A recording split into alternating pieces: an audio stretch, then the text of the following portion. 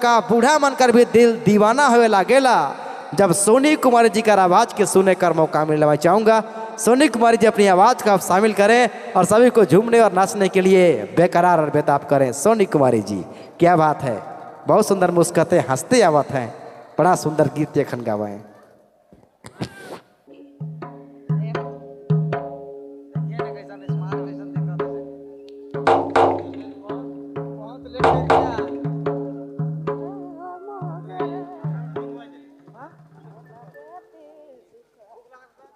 hello अरे hello